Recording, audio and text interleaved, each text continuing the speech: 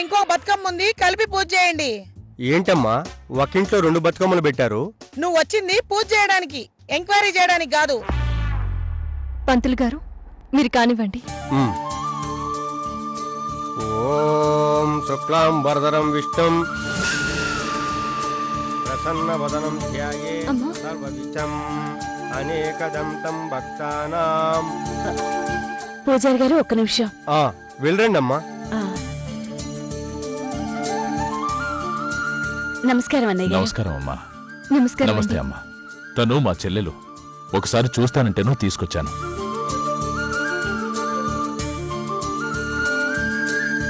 ఈవిడ లాసే వాళ్ళమ్మా. నమస్కారం అండి. ఈ అమ్మాయి లాసే వాళ్ళ అక్క భూమి. నమస్తే అండి. తను సింధు. నమస్తే అండి.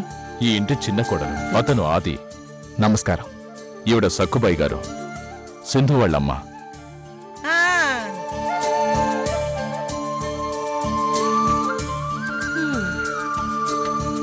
బతుకమ్మ పండక్కి ఎవరైనా సరే కూతురు తీసుకెళ్లి ఆలింట్లో పూజ చేసుకుంటారు.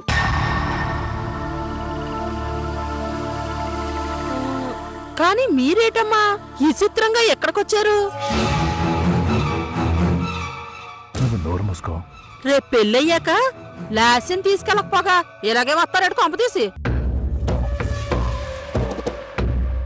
ఇదిగో ఏమమ్మో, మాకేమంత కర్మ పట్టలే. మేమేమి ఇల్లు వాకి లేకుండా ఇక్కడ ఉండడంలే. నా కూతురు బాలింతరాలు, ప్రయాణాలు చేయకూడదని డాక్టర్ చెప్తే పండక్కి తీసుకెళ్ళడానికి కుదరక నేనే ఇక్కడున్నా. అయినా మీరు చేసుకోబోయేది వాళ్ళ అమ్మాయిని. వస్తే వాళ్ళు వస్తారు కానీ మేమెందుకు వస్తాం? ఈ విషయం తెలుసుకోకుండా కుక్కని కుందేలి ఒకే గుంజ కట్టేసి అంతేసి మాట్లాడితే బాగుండదు. ఏమనుకున్నావో? అదేటన్నయ్యా మీరు ఏరు ఆలు ఏరు అన్నట్టు మాట్లాడుతున్నావేటి? అంటే ఈ ఇంట్లో తోటి కోడలు ఇద్దరికి పడదా ఏటి? అబ్బే అలాంటిదేం లేదండి. జరుగమ్మా.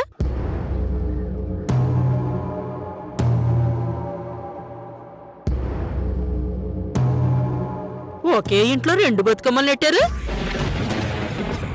మనుషులేమో ఎడమొఖం పెడమొఖంగా ఉన్నారు. మా మొహాలు ఇంతే. ఒరే అన్నయ్య, వాతావరణం చూస్తుంటే ఏళ్లలో ఏలకి పడదనుకుంటాను.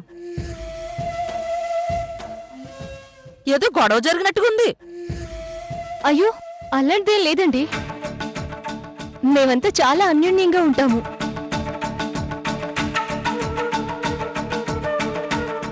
ఏమో పరిస్థితులు చూస్తా ఉంటే అట్టా ఏం కనిపించడం లేదు. అవును, ఇంతకీ నువ్వు కోడలుగా తీసుకోబోయే పెళ్ళేది? ఇక్కడ ఎంత పూజ జరుగుతుంటే ఆ పిల్ల ఎక్కడుంది? కొంప తీసి పూజలంటే పడదా ఏటి? అలాంటిదేం లేదండి. తను రెడీ అవుతుంది. సోకైనంత వరకు చాలు గాని ఆవిడొకసారి వచ్చి కనపడితే మేము చూస్తాం. ఎన్నెన్ని గొప్ప లక్షణాలు ఉన్నాయో తెలుసుకోవాలి కదా మరి. మీరు పూజ దగ్గర కూర్చోండి, నేను వెళ్ళి లాస్యం తీసుకొస్తాను. అట్టాగైతే. అమ్మా ఆ బతుకమ్మను కూడా తీసుకొచ్చి ఇక్కడ పెట్టండి. రెంటికి కలిపి పూజ చేస్తాను.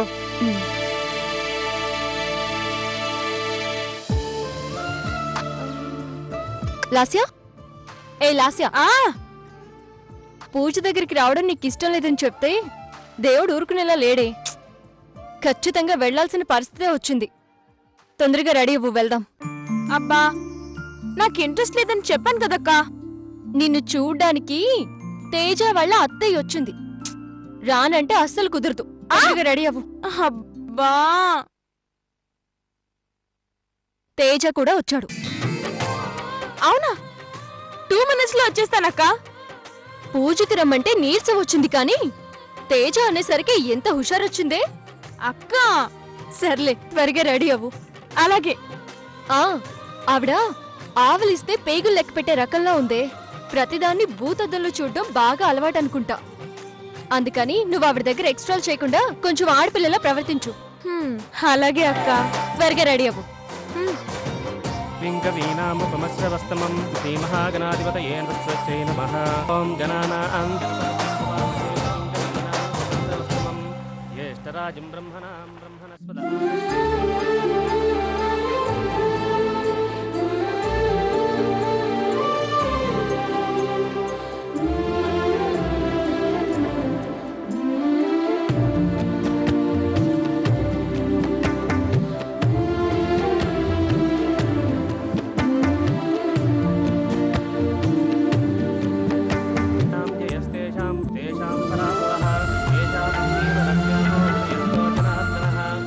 తేజ వాళ్ళత్తయ్య. సంపదాం లోకాభిరామం శ్రీరామం భూయో భూయో ఆశీర్వదించండి ఆంటీ. సకల కళ్యాణం యత్ర జాయతే పురుషస్తమజం నిత్యం వ్రజామి శరణం హరిం. అబ్బాయి పక్కన కూసోమ్మా. కూర్చో. ఏషామిందేవరస్యామో హృదయస్థో జనార్దనః ఆపదామపహర్తారం ధాతారం సర్వసంపదాం భూయో భూయో నమామ్యహం.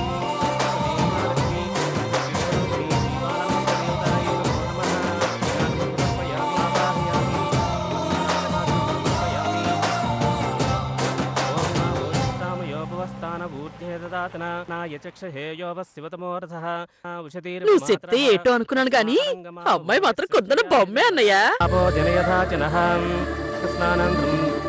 ఏటో అనుకున్నాను గాని అమ్మాయికి గౌరవ మర్యాదలు కూడా ఎక్కువే.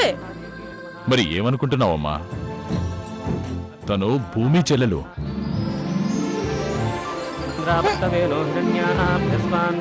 చెప్పటం కాదు, వాళ్ళ గొప్పతనం ఏంటో ముందు ముందు నువ్వే చూస్తావు కదా. పెళ్ళైన కొత్తలో నేను కూడా మా ఆయన కాళ్ళకి ఇలాగే దండం పెడితే అబ్బాబాబాబాబా పెద్దలంటే ఎంత గౌరవమో మొగుడంటే ఎంత భక్తి అని తెగ మురిసిపోయేవాళ్ళు.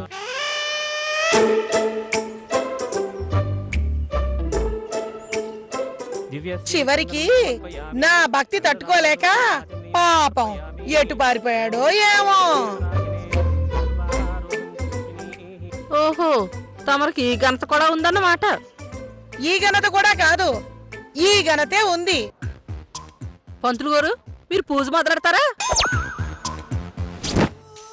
నువ్వు వెళ్ళి దసరా ఉత్సవానికి సంబంధించిన పూజా కార్యక్రమాలన్నీ దగ్గరుండి చూసుకో. వెళ్ళు. అలాగే అన్నా.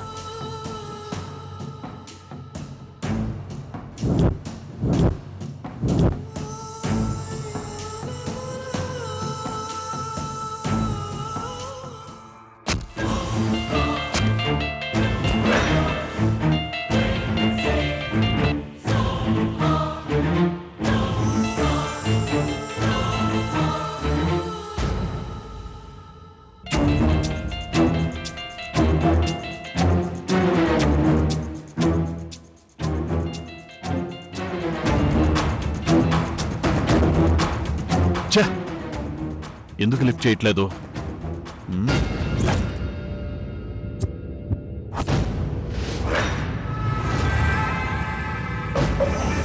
హలో, ఎంతసేపు ఫోన్ లిఫ్ట్ చేయడానికి? ఏం లేదు ధర్మరాజా, బతుకమ్మ పండగ కదా, కొంపంతా కొత్త సినిమా థియేటర్ లాగా హడావిడిగా ఉంది, అందుకే తీయలేదు. ఏమనుకోకే. సరే. అవును, అక్కడ మన ఇంట్లో పండగ ఎలా జరుగుతోంది? పిండి వంటలు ఏం చేశారు? పూర్ణాలు పులిహారేనా? జంతికలు జిలేబీలు ఏమైనా చేశారా? ఇదిగో ధర్మరాజా, ఇక్కడ పూజలు అయిపోగానే ఏ మాత్రం ఆలస్యం చేయకుండా అక్కడికి వచ్చేస్తా. ఈలోగా సుభద్రని గారెలు కూడా చేయమని చెప్పు, సరేనా? ఉడుగులు వంటలు లేవద్దా? అవి వినాయక చవితికి కదా ధర్మరాజా, ఇప్పుడు కాదు. అక్క, నీ తిండి గోల నీదే గాని అసలు ఎదుటి వాళ్ళు ఎందుకు ఫోన్ చేస్తున్నారో తెలుసుకోవాలని అడగవా? అయ్యో, ఎంతైనా అక్కని కదా, పండక్కి ప్రేమగా భోజనానికి పిలుస్తున్నావేమోనని లొడలడా వాగేశాను. ఏమనుకోవాకు ధర్మరాజా. ఇంతకీ ఫోన్ చేసిన విషయం ఏమిటో చెప్పు. అక్కడికి రాములమ్మని తేజగాడి మేనత్తవ కావిడొచ్చిందా? ఎవరు? ఆ శ్రీకాకుళందా? ఆవిడే. అబ్బో, ఆవిడ పెద్ద కంచు ధర్మరాజా. నాకంటే 4 రెట్లు నోరు ఎక్కువే దానికి. దాని గురించి ఒక్క ముక్కలో చెప్పాలంటే కలవారి కోడల్లో చెంచుని మన ఇంట్లో నన్ను కలిపి మిక్సీలో వేసి 3 రోజుల తర్వాత తీస్తే ఎలా ఉంటుందో అలా ఉంటుంది. పెత్తనం చెయ్యాలని, పై చేయి చూపించాలని ఓ తెగ ప్రయత్నిస్తా ఉంది. అప్పటికి నా మీద పెత్తనం చేయాలని చూసింది. నేను ఊరుకుంటానా? వాతకి వెన్న రాసినట్టు సమాధానం చెప్పేదానికి. అబ్బా ఆపక్క. ఆవిడ గురించి ఎందుకు అడిగానని అడగడం మానేసి ఎదవసోదంతా చెప్తావేంటి? చిన్నప్పుడు బకెట్ల కొద్దీ వజదాగానంట ధర్మరాజా. దాని ప్రభావమే ఇది. సరేలే, ఆవిడ గురించి ఎందుకు అడిగావో చెప్పు. ప్రస్తుతానికి లాస్య పెళ్లి చెడగొట్టబోయేది ఆవిడే.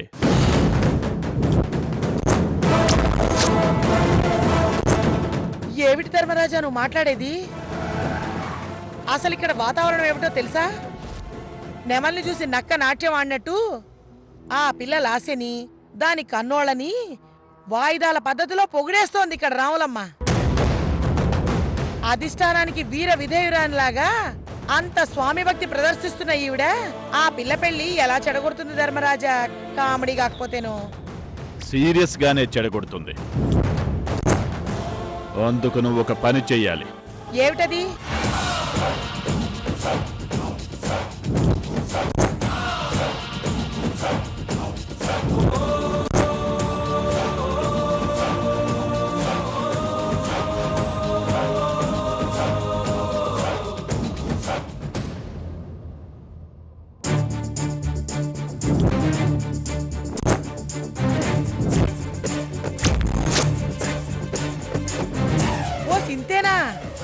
ఇక ఈ విషయాన్ని నాకు వదిలే ధర్మరాజా.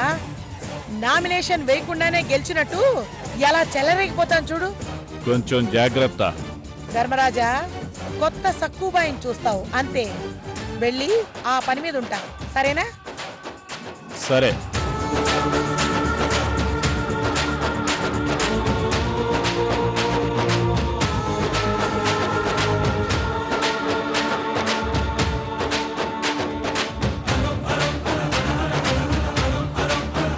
ఎంత ప్లాన్ వేసాడా మళ్ళీ?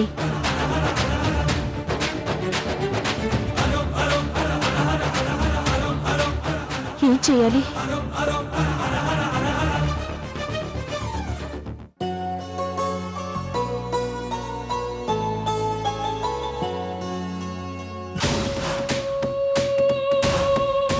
ఏంటి ప్రశాంతంగా నిద్రపోతున్నావా?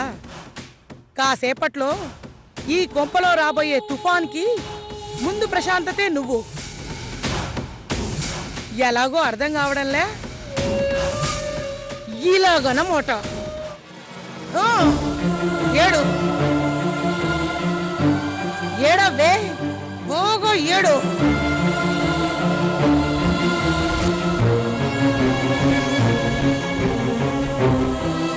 పాదూర్ధం పురుషః పాదోస్యేహ భవాత్ పునః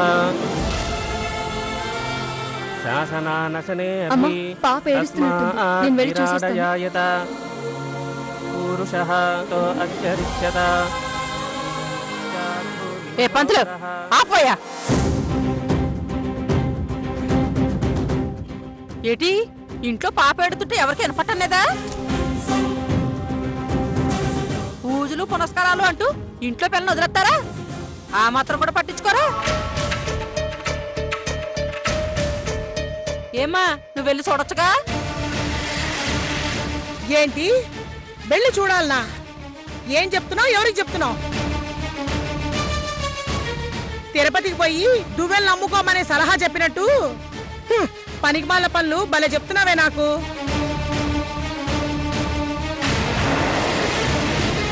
అయినా దిక్కులేని వాళ్ళందరినీ ఆడించే దిక్కుమాల దానిలాగా కనిపిస్తున్నావా మీకు? పూజలో ఉన్నాను కాబట్టి సరిపోయింది. లేకపోతేనా ఈ పాటికి పల్నాటి యుద్ధం ఇంకొకసారి జరిగి ఉండేది. అదేటమ్మా, ఇంట్లో బిడ్డనట్టుకొని దిక్కు మొక్కు లేదంటావేటి? ఏదో అనాథ సనారాయించి తెచ్చిందన్న మాట్లాడతావేటి? ఆ ఇంచుమించు అలాంటి బాబతేలే అది.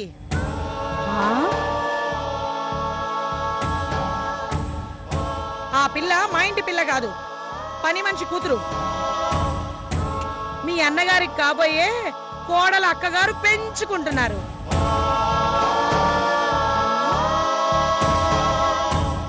అదేటి బిడ్డను తెచ్చుకుని పెంచుకోవడం ఏంట్రా? దానికి పెద్ద కథ ఉందిలేమ్మా.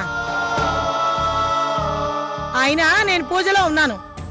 ఇదిగో అలాంటివన్నీ అడిగి నన్ను డిస్టర్బ్ చేయొద్దు. చెల్లెమ్మా, ఇప్పుడు వాటన్నిటి గురించి మనకెందుకు? ముందు పూజ కానిద్దామమ్మా. ఏట్రా ఏటి కానిచ్చేది? చూస్తా ఉంటే ఇదంతా ఇక్కడ ఏదో తేడా ఎవరన్నాగా కనిపిస్తా ఉంది. నువ్వు రారా రారా అన్నయ్య, రా బయటకు రాడు. అది నేను చెప్పేది. నువ్వెక్కడే కూర్చో, మళ్ళీ వస్తాం. ఎక్కడికండి? పారిపోనే, మళ్ళీ వెళ్ళిపోతాం. చెల్లెమ్మా, నువ్వు పద. నా మాట.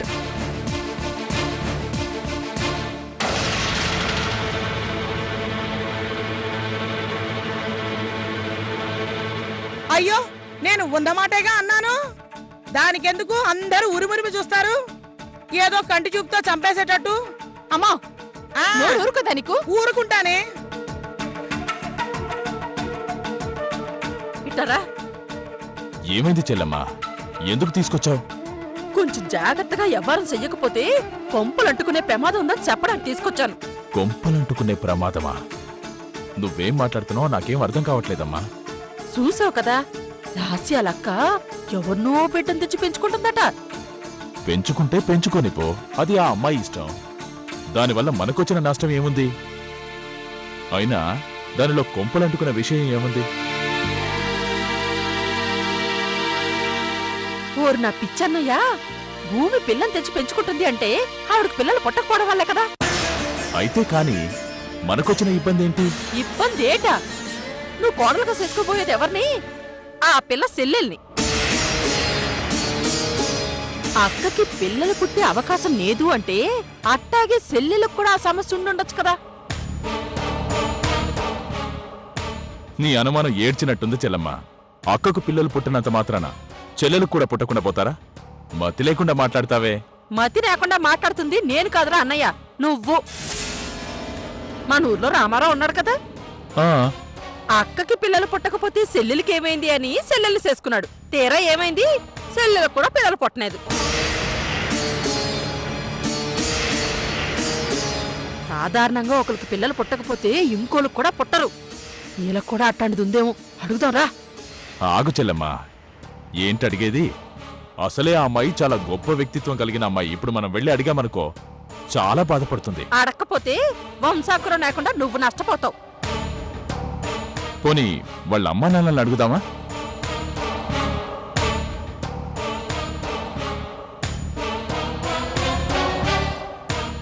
నువ్వేం టెన్షన్ పడకు.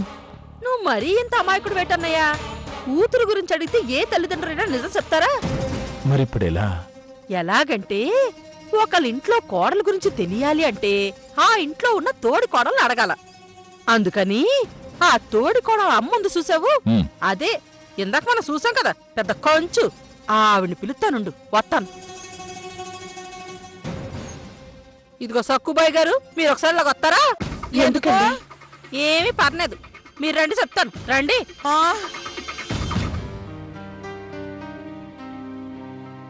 అమ్మా ఏం జరిగింది? రాములమ్మ గారు కోపగించుకొని ఉన్నట్టుండి వెళ్ళిపోయారమ్మా. పంతులు గారు మీరు పూజ కానివ్వండి. లాస్యా నువ్వేం టెన్షన్ పడకు. చెప్పండి, ఎందుకు పిలిచితిరి? నేను పూజ మధ్యలో నుంచి వచ్చి తిని. మరేట్లేదు, ఆ భూమి పిల్లని ఎందుకు పెంచుకుంటుంది? మీరు భలే అమాయకులుగా ఉన్నారు సుమి. ఎవరైనా పిల్లల్ని ఎందుకు పెంచుకుంటారండి? పుట్టకపోతేనే కదా.